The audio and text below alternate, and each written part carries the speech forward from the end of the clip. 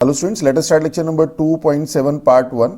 आज हम लोग angle between two planes and angle between a line and a plane, इनके कॉन्सेप्ट स्टडी करेंगे और इसी के ऊपर जो बेस्ड एम एल अग्रवाल की एक्सरसाइज 2.7 है उसके क्वेश्चन नंबर 1 to 10 सॉल्व करेंगे। हालांकि कोई भी नया कॉन्सेप्ट नहीं आएगा, जो पुराने कॉन्सेप्ट हैं उन्हीं को डिफरेंट एंगल से हम लोग स्टडी करेंगे।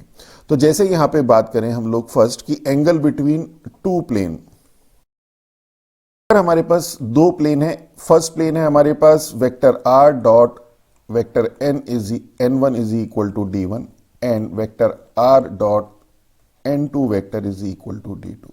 ये दो प्लेन है हमारे पास और इनके बीच का हमें एंगल फाइंड करना है। इनके बीच का हमें एंगल फाइंड करना है। ये है मान लीजिए, और एक हमने इस तरह से लाइन शो कर दी, इससे विजुलाइज हो जाएगा बस ये।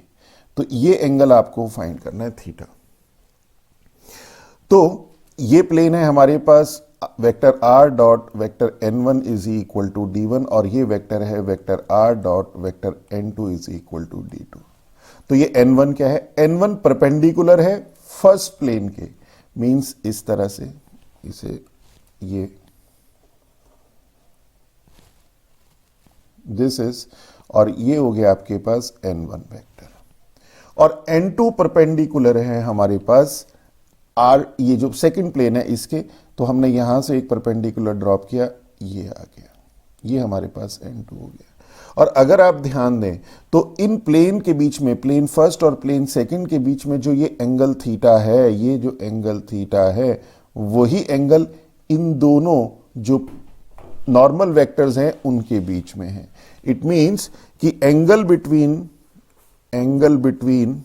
Plane is equal to angle between normal vector, normal to these plane.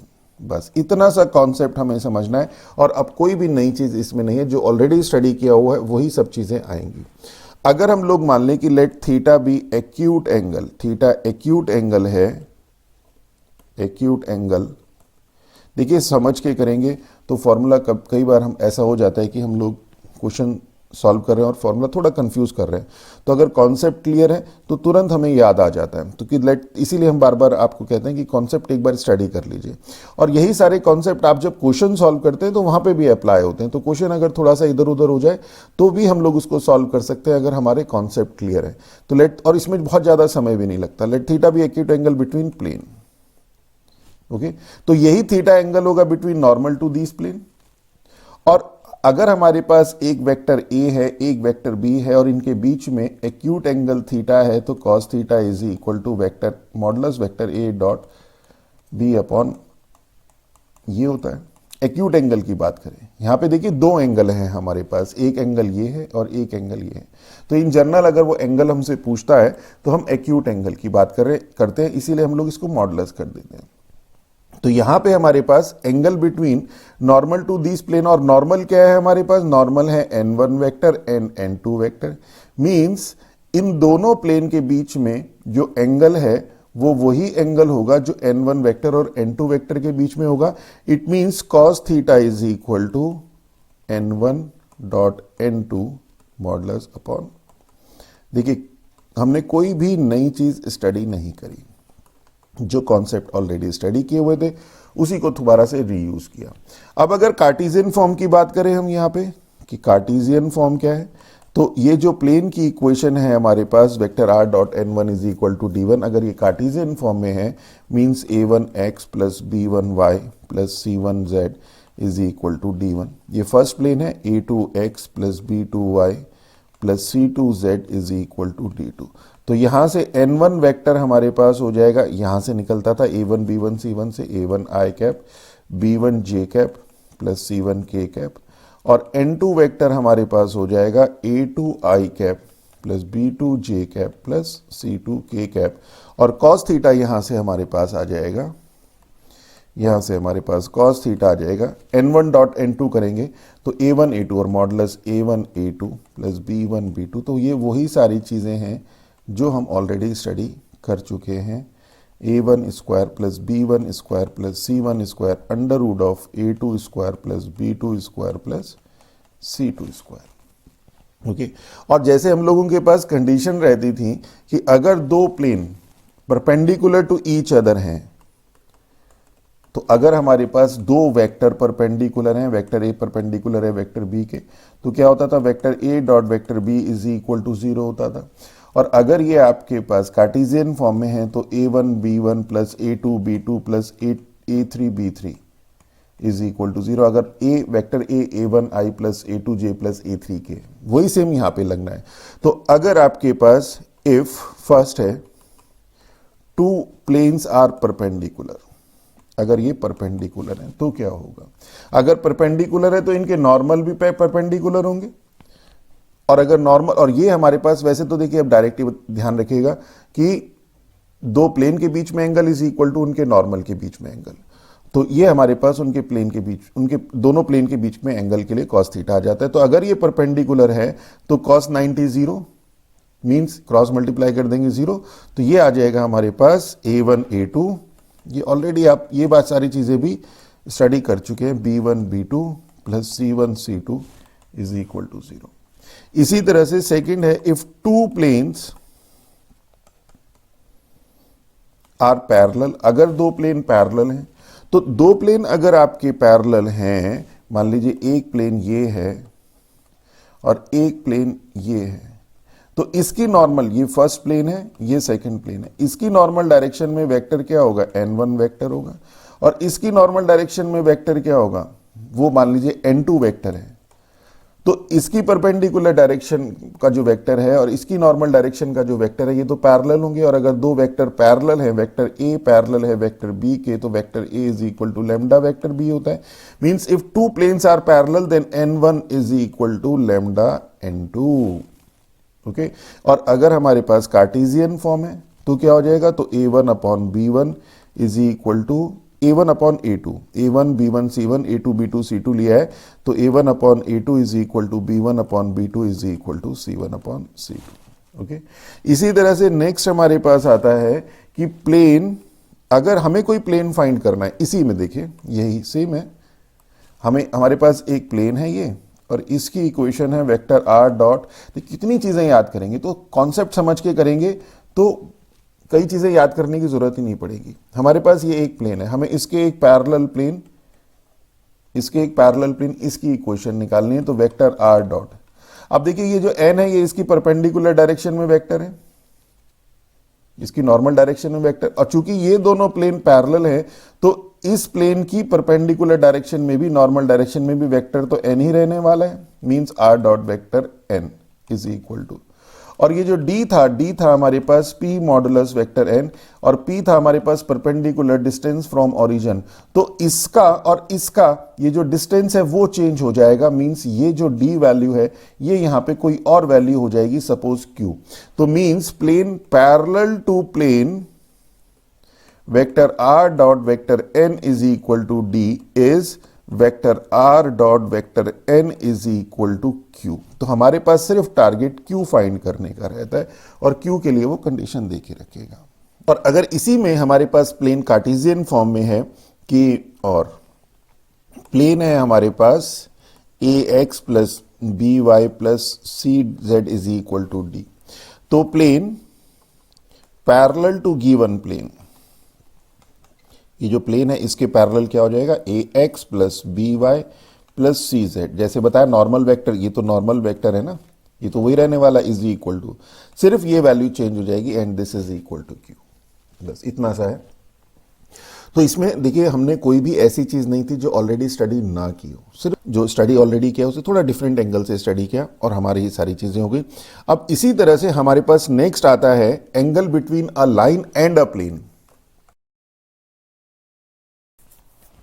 अब angle between a line and a plane की बात करें तो सपोज हमारे पास प्लेन तो है vector r dot vector n is equal to d।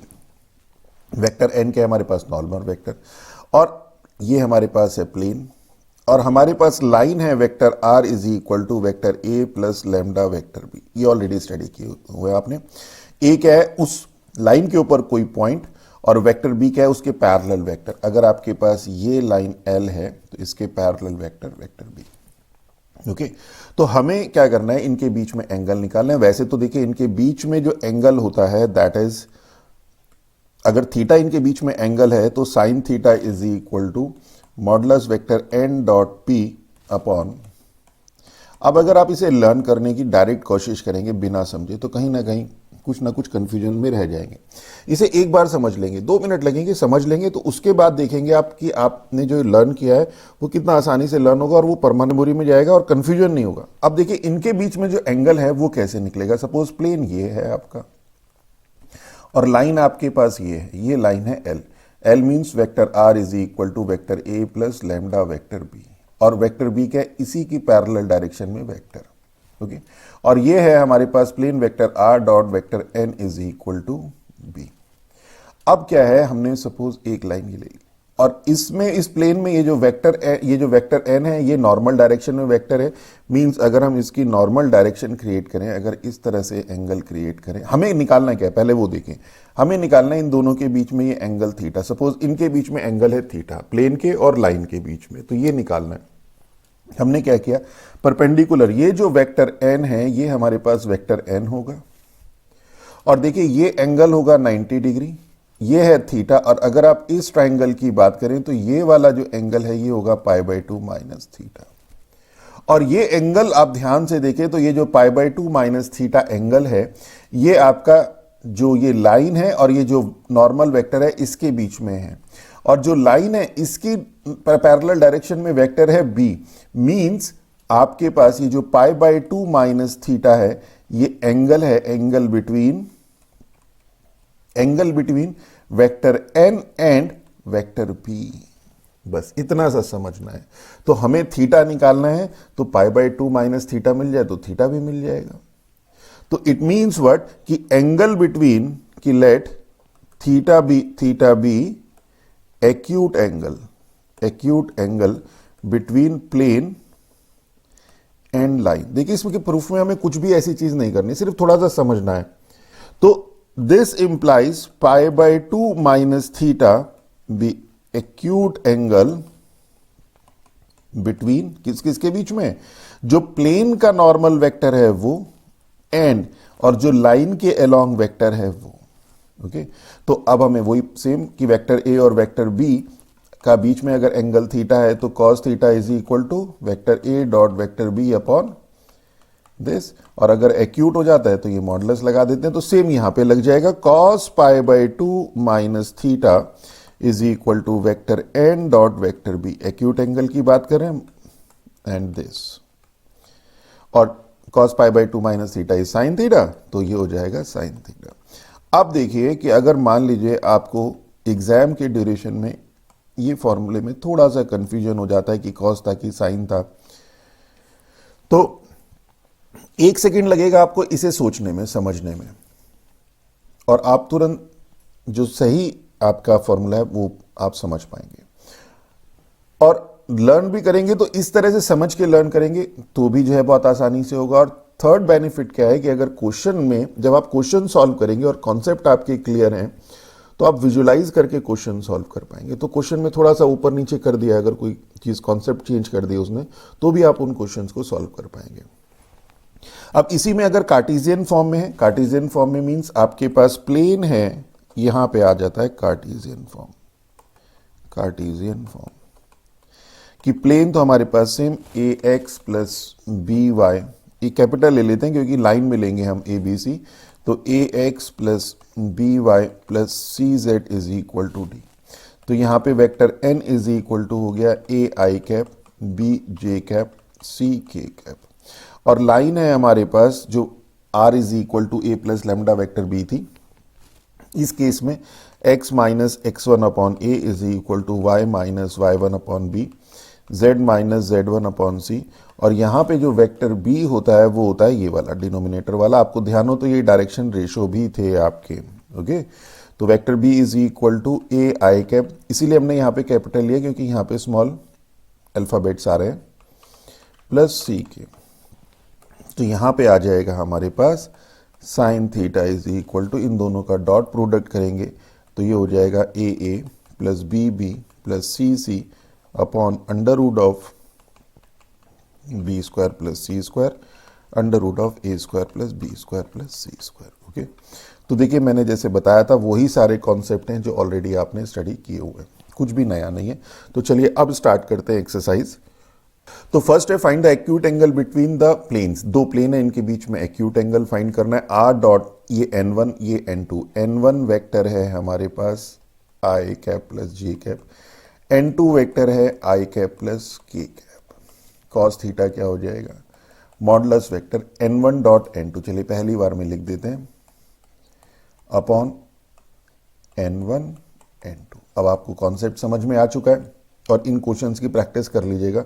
हो जाएगा n1 dot n2, this dot this करेंगे तो i डॉट i इज 1, और इधर आपके पास देखिए j डॉट है और इधर 0 इंटू j डॉट है, तो 1 इंटू 0 इज 0 और 1 इंटू 0 इज 0। इधर आपके पास 0 k कैप है और इधर k cap, upon under root of, इसका स्क्वायर करेंगे 2 और इसका स्क्वायर करेंगे i प्लस k। 1 का स्क्वायर 1 प्लस 1 का square 1, that is 1 upon 2, and 1 upon 2 is cos pi by 3, that is theta is equal to pi by 3। इसी तरह से सेकंड पार्ट की बात करें तो देखिए सेकंड, थर्ड और फोर्थ में कार्टेशियन फॉर्म है, तो सेकंड और थर्ड तो सेम है।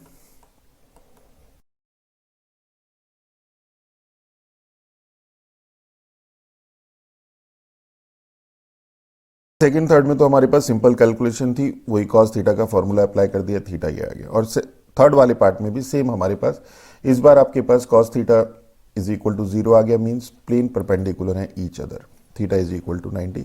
और यहाँ पे फोर्थ वाले में हमारे पास जो वेक्टर n है, ये कार्टेशियन फॉर्म है बस और कुछ नहीं। वेक्टर n हमारे पास 2i माइनस जे प्लस के, 2i माइनस जे प्लस के, और vector n2 is equal to i plus J plus 2k, बस इतना सब है। बाकी तो सेम आपके पास वही है, cos थीटा डायरेक्ट कर देते, 2 into 1 is 2, minus 1 plus 2 upon under root 4 5 6 under root 6, 1 1 2 और 4 6 6, that is 4 minus 1 3 upon 6, that is 1 upon 2, that is cos pi by 3, और theta is equal to pi by 3। Okay, तो practice कर लीजिए, और जब आप एग्जाम में जाएंगे तो बहुत सारे स्टेप्स आपकी प्रैक्टिस अगर है अच्छी तरह से तो आप डायरेक्ट कर पाएंगे, टाइम सेव हो जाएगा। चलिए नेक्स्ट देखते हैं। क्वेश्चन नंबर सेकंड है, show that the following pair of planes are at right angle to each other. 90 हो जाएगा, मींस आपके पास जो cos थीटा है वो 0 आना चाहिए। या फिर आप बात करें तो a1 a2 plus b1 b2 plus c1 c2, ये 0 होना चाहिए। तो यहां से फर्स्ट की बात करें तो a1 b1 c1 a2 b2 c2, इसे देख लेते हैं। तो n1 चलिए लिख ही देते हैं, पहले में n1 वेक्टर है 3i minus 5j plus 3k, और n2 वेक्टर है आपके पास 2i plus 3j plus 3k। तो आपके पास a1 a2 3 into here 3 into 2 6 minus 5 into 3 15 plus 3 into 3 9 9 6 15 0, this implies n1 perpendicular है n2 के, and this implies planes are perpendicular. उनके normal perpendicular होंगे तो प्लेन भी परपेंडिकुलर होंगे। इसी तरह से सेकंड वाले पार्ट में अब हम ये आप लिख लीजिएगा, डायरेक्ट कर देते हैं। 2 into 3 is 6 plus 6 into 4 is 24 plus 6 into minus 5 is 30 0, this implies n1 perpendicular n2, this implies planes are perpendicular to each other. देखिए कितना सिंपल है अगर कॉन्सेप्ट क्लियर है। क्वेश्चन नंबर थर्ड है, find the value of p for which the following planes are perpendicular to each other.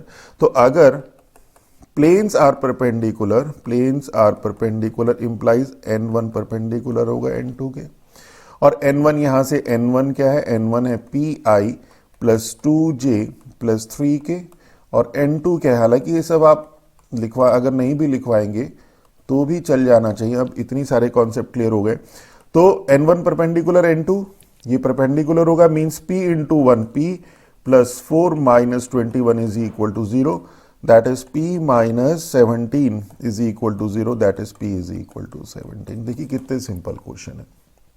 इसी तरह से same आपके पास यहां पर है, यहां पे कार्टेशियन फॉर्म है, n1 है आपके पास i minus 4j plus pk, और n2 है आपके पास 2i plus 2j plus 3k।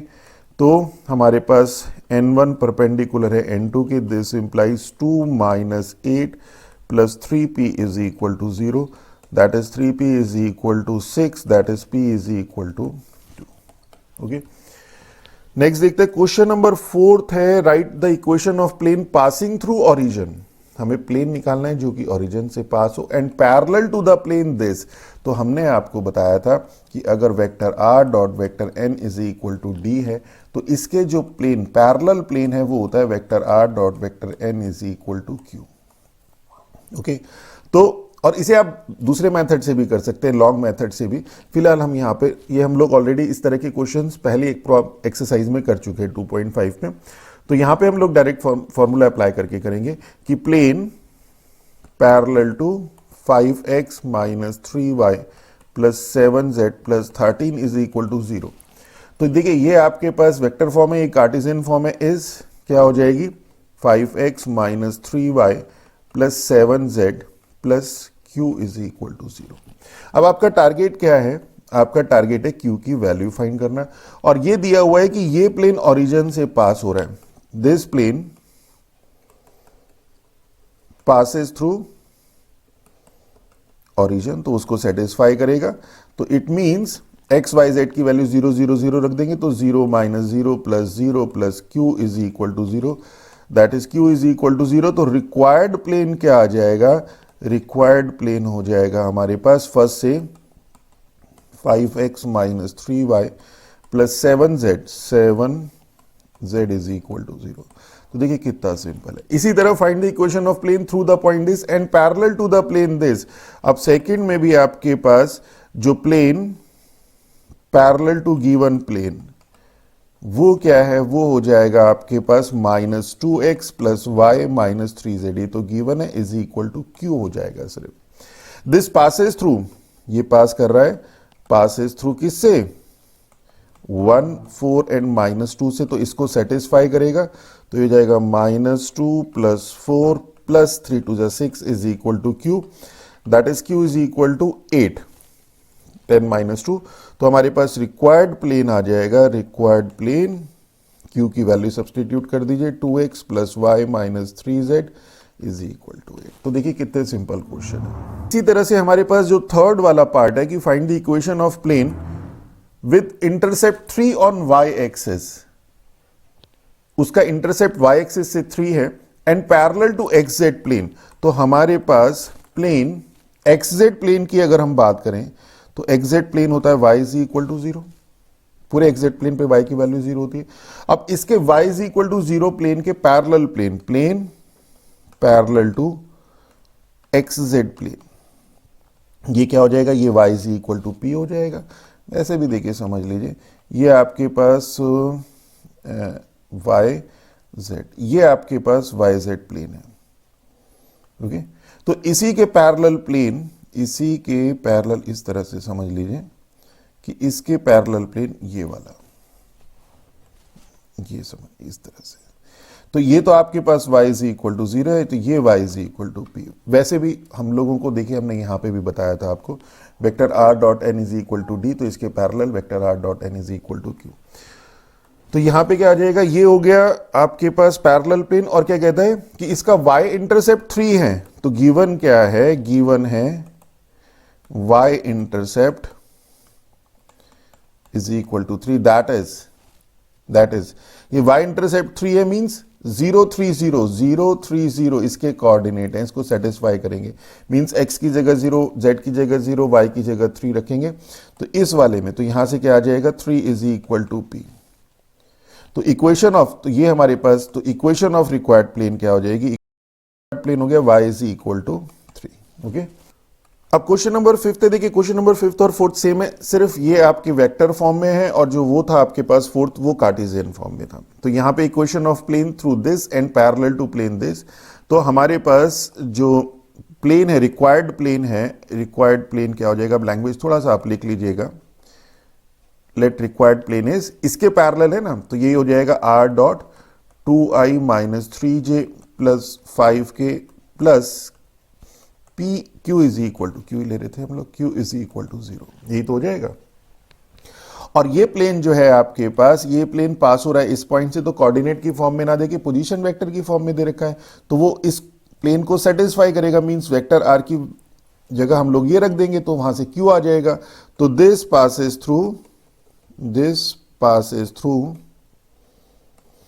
3i plus 4j minus k, तो क्या हो जाएगा, तो this implies 3i plus 4j minus k dot 2i minus 3j plus 5k plus q is equal to 0। तो हो जाएगा 6 minus 12 minus 5 plus q is equal to 0, 17 6 11, तो that is q is equal to 11। तो required plane क्या हो जाएगा, required plane आ जाएगा आपके पास r dot 2i minus 3j plus 5k plus 11, ये 11 था, इज इक्वल टू 0। तो देखिए कितना सिंपल क्वेश्चन है। और इसी तरह से सेम आपके पास find the equation of plane passing through the point a b c and parallel to this. अब पैरेलल टू दिस मतलब लैंग्वेज आप खुद लिख लीजिएगा, i plus J plus k is equal to q, और पास हो रहा है ए बी सी से, तो मीन्स ए आई plus B J plus c के पोजिशन वेक्टर होंगे। तो ए आई प्लस बी जे ये फर्स्ट हो गया, plus c k dot i plus J plus k is equal to q. तो यहां से क्यू इज इक्वल टू आ गया, डॉट प्रोडक्ट करेंगे तो i dot i is 1, a plus b plus c. तो रिक्वायर्ड प्लेन क्या हो जाएगा आपके पास, required plane first implies, first ही तो रिक्वायर्ड प्लेन है, r dot i plus J plus k is equal to a plus b plus c. तो देखिए कितने सिंपल क्वेश्चन है। चलिए क्वेश्चन नंबर 6 है कि find the angle between this and the plane this. अब आपके पास line vector r is equal to vector a plus lambda vector b और vector r dot vector n is equal to d, इनके बीच में आपको एंगल निकालना है। तो sine theta is equal to, इनके बीच में एंगल थीटा है, तो वेक्टर बी और वेक्टर एन के बीच में pi by 2 minus theta angle होगा, तभी cos pi by 2 minus theta sine theta होता था। तो यहां पे फर्स्ट क्या आ जाएगा, फॉर लाइन, अब डायरेक्ट कर रहे हैं, ये लाइन है वेक्टर बी आपके पास है 3i माइनस जे प्लस 2k, और फॉर प्लेन, प्लेन की बात करें तो वेक्टर एन है आपके पास i plus J plus k, तो sine theta is equal to modulus vector b dot vector n, vector लिख देते हैं। चलिए पहला क्वेश्चन में तो क्या हो जाएगा, 3 माइनस 1 प्लस 2, इन दोनों का dot product upon under root 9 10 और 14, और ये हो गया 1 2 3, हमने डायरेक्ट कर दिया 3 2 5 माइनस 1 4 अपॉन और under root 42, and this implies theta is equal to sine inverse 4 upon under root 42। अब सेकेंड पार्ट देखिए, आपके पास ये तो लाइन की इक्वेशन है, vector a plus lambda vector b, तो वेक्टर बी यहां पे है आपके पास के कैप, और प्लेन के लिए वेक्टर एन है आपके पास जे माइनस के कैप। तो sine theta is equal to modulus vector b dot n is minus 1 upon under root of 1 का स्क्वायर इज 1, ये, और यहां पे 1 का स्क्वायर 1 प्लस 1 का स्क्वायर 1 दैट इज 2, तो 1 upon root 2 that is sine pi by 4, that is theta is equal to pi by 4। This is our answer. तो simple question है। क्वेश्चन नंबर 7 है, find the angle between line this. अब ये Cartesian form में है, तो Cartesian form में है तो यहां पे vector B is equal to हो जाएगा this 3i।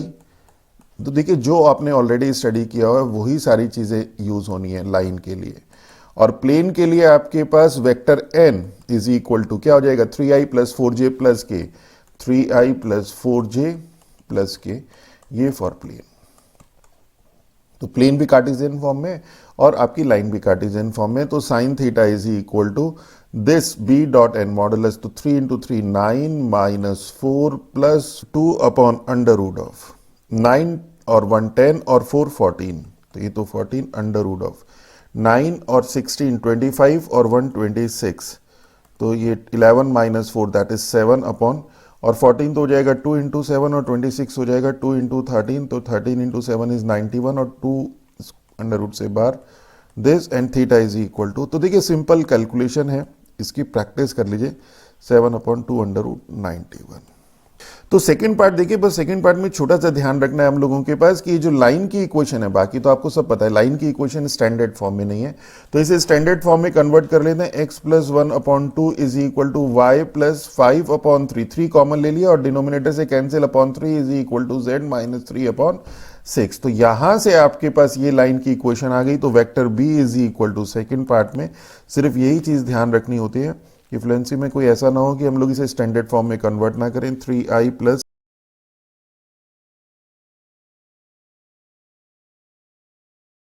Is equal to this. तो सिर्फ ध्यान जो यहाँ पे देना था हम लोगों को, वो इसमें जो लाइन को हम लोगों ने स्टैंडर्ड फॉर्म में कन्वर्ट किया, वो बाकी सारी चीजें सेम है। चलिए नेक्स्ट देखते हैं question number 8। If the plane this makes an angle this with x axis. तो अगर हम लोग यहाँ पे एक्स एक्सिस की बात करें तो जो डायरेक्शन रेशो होते हैं, direction ratio of x axis क्या होता है, 100। ओके, तो जो लाइन है हमारे पास उसमें जो वेक्टर b है वो हो जाएगा i प्लस 0 j प्लस 0 के, बस इतना सा है। कई बार हम लोग आगे चीजें पढ़ते रहते हैं और पीछे का थोड़ा सा हम लोगों का स्लिप कर जाता है, या बहुत बेसिक सी चीजें आती है तो हम उसे कंफ्यूज कर जाते हैं, तो इसमें कंफ्यूजन वाली कोई बात नहीं है। तो यहां पे ये लाइन है हमारे पास, प्लेन ये दे रखा है, इसे छोड़ देते हैं अभी फिलहाल, और विद एक्स एक्सिस एंगल निकालना है और ये एंगल है।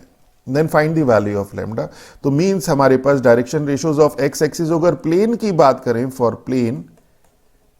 प्लेन की बात करें तो vector n is equal to 2i minus 3j minus 6k, और sine theta is equal to क्या हो जाएगा, मॉडुलस वेक्टर n डॉट b, और यहां से vector b is equal to है i upon modulus vector n modulus vector b, and this is 2 upon, और 1 का स्क्वायर 1, दैट इज 1 का स्क्वायर तो 1 ही कर देते हैं, इंटू 4 और 9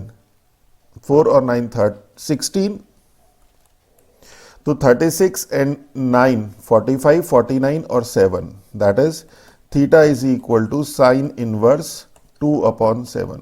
और गिवन क्या है हमारे पास, गिवन है साइन इनवर्स 2/7, जो ये एंगल है is equal to sine inverse lambda.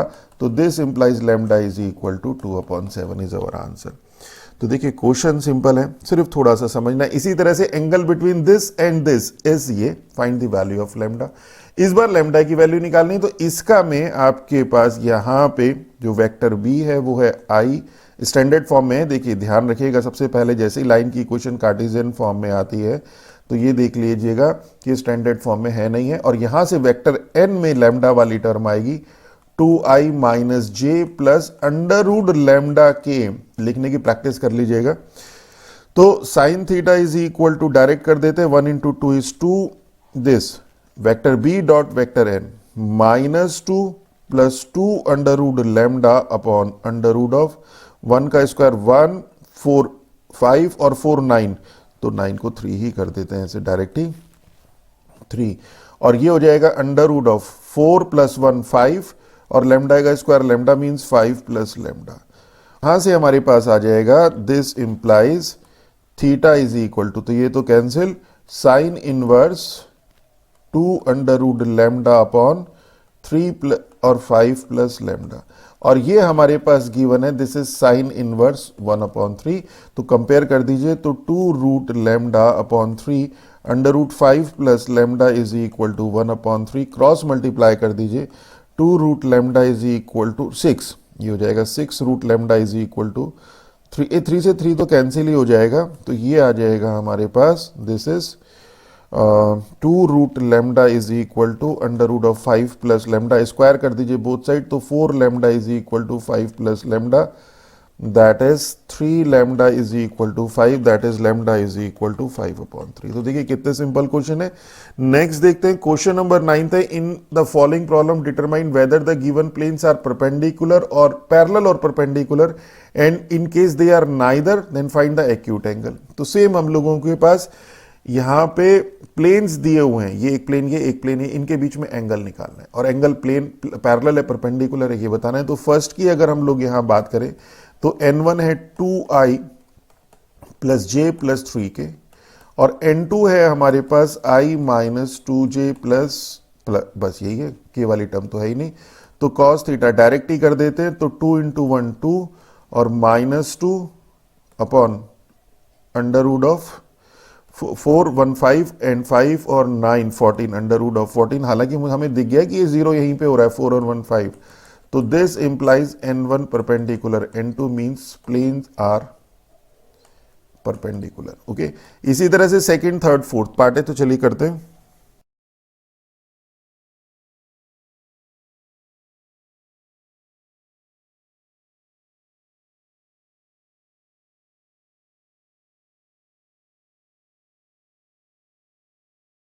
Simple था, आपने यहाँ पे तो cos थीटा से कोई ऐसे में ऐसी कोई नई चीज नहीं है, ये वाला भी ठीक था। और यहाँ पे देखिए ये दोनों मेथड है, आप वैसे तो देखिए रेशो दिखाई दे रहे हैं 2/3 -2 अपॉन -3 4/6 रेशो दिखाई दे रहे हैं, ये कि सेम रेशो में पैरेलल होंगे। यहाँ फिर आप cos थीटा निकाल दीजिए जैसे एज यूजुअल निकालते थे, यहाँ से n1, यहाँ से n2, यहाँ से n2 और n1 dot n2 upon modulus vector n1 modulus vector n2। और क्वेश्चन नंबर 10 है, prove that this plane is perpendicular to each of this plane. तो इस प्लेन के नॉर्मल वेक्टर क्या होगा n1, ये हो जाएगा 2i plus 3j minus 4k। Okay, for plane first. इस प्लेन के नॉर्मल वेक्टर क्या होगा, this is equal to i plus 2j plus 2k। देखिए प्लेन के बीच में जो एंगल होगा वो उसके नॉर्मल के बीच में एंगल के इक्वल होगा, बस ये कॉन्सेप्ट ध्यान रखना है। तो बाकी तो कुछ भी नहीं है, 5i plus 6j plus 7k। अब हमें बताना है कि ये जो फर्स्ट प्लेन है ये परपेंडिकुलर है इस प्लेन के और इस प्लेन के, मींस ये जो नॉर्मल वेक्टर है ये परपेंडिकुलर है इसके और इसके। तो हम लोग n1 डॉट n2 करके देख लीजिए, तो 2 plus 6 minus 8 is equal to 0 means n1 perpendicular n2 means plane 1 perpendicular plane 2। ओके, इसी तरह से n1 डॉट n3 करके देख लीजिए, तो 10 plus 18 minus 28 0। This implies n1 perpendicular n3, this implies plane 1 perpendicular plane 3। तो देखिए कितना सिंपल है, तो कॉन्सेप्ट आपके क्लियर होने चाहिए। तो this is all about our this lecture. Next lecture में इसके आगे के क्वेश्चन सॉल्व करवाएंगे। अगर हमारा लेक्चर अच्छा लगे तो हमारे चैनल को सब्सक्राइब कीजिए, अपने फ्रेंड्स के साथ शेयर कीजिए। With that all, thank you.